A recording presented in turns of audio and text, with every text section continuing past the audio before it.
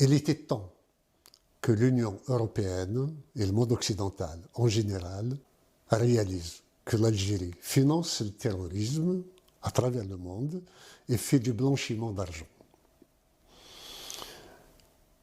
Elle s'adonne à tous les trafics, par exemple, avec le Polisario au niveau du Sahel. Et s'ingère dans les affaires intérieures des autres pays pour imposer ses points de vue. Il se trouve que la nouveauté est le fait que l'agence TASS, c'est-à-dire la Russie, dont elle était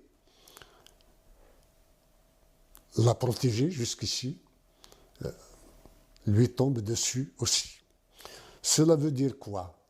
Qu'il n'y a pas de pilote dans l'avion algérien sur le plan diplomatique. Il n'y a plus de compétences algériennes pour gérer la diplomatie, ni même la politique intérieure de l'Algérie. Ce n'est pas un Tebboune et un Chengrihab au niveau les plus exécrables, les plus mauvais, c'est-à-dire au niveau d'intelligence et de compétences de gestion, sont les plus mauvais au monde qui vont redresser la barre. Donc c'est un processus qui appelle plutôt à une descente aux enfers de l'Algérie. Peut-être même ils peuvent emmener le pays vers une guerre civile incessamment. Donc vous pensez qu'il y a un risque réel de soulèvement de la population, qu'il soit spontané ou instrumentalisé? Je n'ai jamais cru au soulèvement spontané des populations.